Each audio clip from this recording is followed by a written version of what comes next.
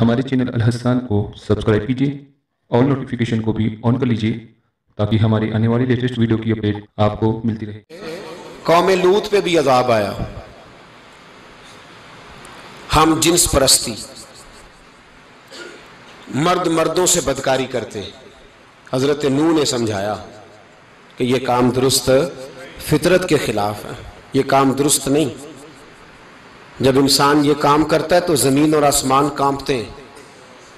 अब मैं कैसे खोल के बताऊं, मेरे पास आदाद व शुमार हैं कि पाकिस्तान के अंदर इस काम की कैफियत क्या है और किस तरह करके लोग, मैं तो रोना रोता रहता हूं दाढ़ी का। लोग कई दफ़ा कहते हैं हजरत साहब पहले भी आए थे तो दाढ़ी की बात, फिर भी आए तो दाढ़ी की बात। तो मैं रोना रोता हूं, इसलिए रोता हूं कि जो क्लीन शेव नौजवान होता है वो अमरद के हुक्म में है, उस पर वही हुक्म लगता है जो औरत पे लगता है। उसके साथ मर्द का उठना बैठना उसी तरह नाजायज है जिस तरह औरत के साथ। हजरत जुनैद बगदादी रहमतुल्लाह ताला अलैह के सामने एक शख्स ने कहा वो कितना खूबसूरत नौजवान जा रहा है, तो आप फरमाने लगे तू तो हाफिज़े कुरान नहीं कहा। हाँ, फरमाने लगे जा अपने हिफज की खैर मना। वो शख्स कहता है मैंने उस बगैर दाढ़ी वाले क्लीन शेव नौजवान को बुरी नजर से देखा, मुझे कुरान पाक ही भूल गया, सारा कुरान पाक भूल। और कितने साल मैं दुआएं करता रहा, बैतुल्लाह के तवाफ करता रहा, मैं याद भी करता तो नहीं होता। कैसे अब तो हमारा नात कहाँ ब्यूटी पार्लर से होके आता है, हम किसी और को क्या पैगाम दें। वो पैगाम, वो निज़ाम, वो तरीकाकार जिसका हुक्म था शरीयत में, कौम लूत पर अजाब आया। सही बैठते होंगे बच्चे जो मोटरसाइकिलों पे बैठते हैं। मैंने गुजरांवाला की सड़कों पे बच्चों को, नौजवानों को जो तमाशे करते हैं सरेआम देखा है तो मुझे डर लगता है। और कोई रोकने वाला नहीं, शुगल हो रहा है, हंस रहे हैं और सामने औरतें भी हैं, सब हो रहा है। कितनी तकलीफ की बात। हजरत नूह की कौम ये काम करती थी, कुरान पाक ने बयान किया है। हजरत नूह ने समझाया, फरमाया रब करीम ने तुम्हें अपनी ख्वाहिश पूरी करने के लिए जायज़ तरीका अता फरमाया, औरतों से निकाह करो और इस निकाह की बरकत से जो अल्लाह तुम्हें औलाद देगा उसको अल्लाह तबारक व तआला तुम्हारे लिए बाइसे बख्शिश भी फरमाएगा। लेकिन जब कौम न मानी तो जो कौम में लूत का अमल करे उसका इलाज कुरान ने बयान फरमाया कि आसमान से पत्थर बरसेंगे। फिर पत्थर बरसे और जिनके बड़े बड़े अच्छे दिमाग थे उनके दिमाग चकनाचूर कर दिए गए, तबाह कर दिए गए, उनके दिमाग जमीन पर बिछाड़ दिया गया। अल्लाह मोहलत देता है, लेकिन इसका मतलब ये नहीं कि इंसान तौबा ही ना करे। हजरत शुएब अलैहिस्सलाम की कौम पर भी अजाब आया, इसलिए कि बददियानती करती थी, नाप तोल में कमी करती थी। मैंने कहा था शब कदर की रात कि ये कोई तमाशा है कि शब रात आई तो सारी रात रोते रहे, या अल्लाह माफ कर दे, या अल्लाह माफ कर दे, रो रो के चीखे मार मार रोए। शब कदर आई तो फिर चीखे मारी, सारी रात रोए। तो जिस बंदे का प्रोग्राम ही नहीं सवेरे बदलने का, दुकान पे बैठ के फिर वही नाप तोल में कमी, फिर वो अल्लाह ताला माफ करे। मैं एक मजमून पढ़ रहा था तो वो फूड के स्पेशल लोग तुम्हें लिखा था मेहरबानी करो मिलावट ही अच्छी चीज की कर लो, मिर्च में केरी तो ना मिलाओ ईंटों की, वो तो बीमार करती है, वो तो खून की आंतों को रोक देती है। वो कहने लगा और वो कहता मैं तुम्हें बताता हूँ कौन कौन सी चीज मिलाई जा सकती है, वो मिला लो। खुदारा इस कौम पे रहम करो, मेहरबानी।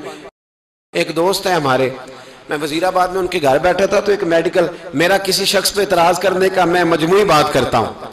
मैं ऐसे डॉक्टरों को जानता हूँ जो अल्लाह ताला फजल करे सचमुच के नेक हैं, अच्छे लोग। तो बच्चे का मेडिकल स्टोर है, तो वालिद बीमार हो गया, तो कहता है अब्बा जी डॉक्टर साहब ने कहा आपको ड्रिप लगनी है। तो सगे बाप को ड्रिप लगाने लगा तो बाप क्या कहता है पुत्र तेरी मेहरबानी मैनू कोई असली लाई, वो ना लाई जी लोगों को लाना है। अब वो प्यार से सुना रहा है बात।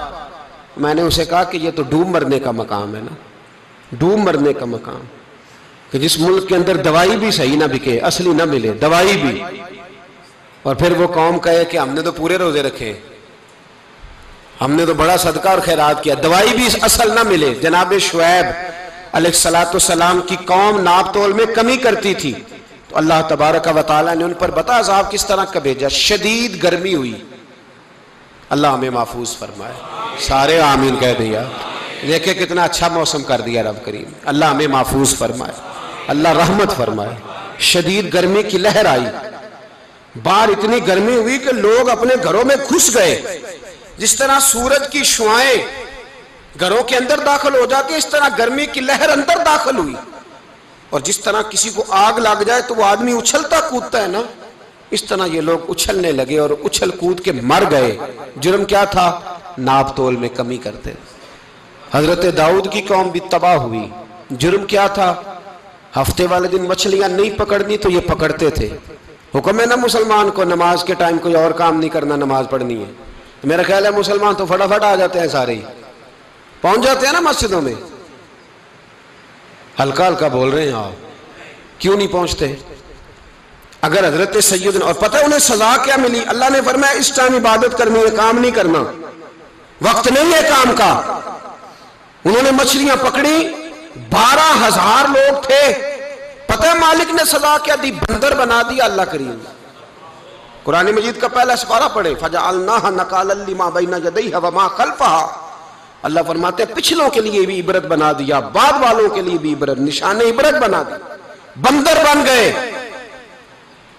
اور جو ان کے دوست جو بچ گئے تھے ان کے پیر چومتے تھے، روتے تھے۔ 3 دن بندر بن کے زندہ رہے، پھر اللہ نے سب کو اجتماعی موت دے دی۔ اگر مسلمان سے اللہ کہے کہ نماز کے ٹائم کاروبار نہیں، جمعے کے ٹائم کاروبار، تو مسلمان کہتا ہے نہیں مجھے مہلت ملی ہوئی ہے۔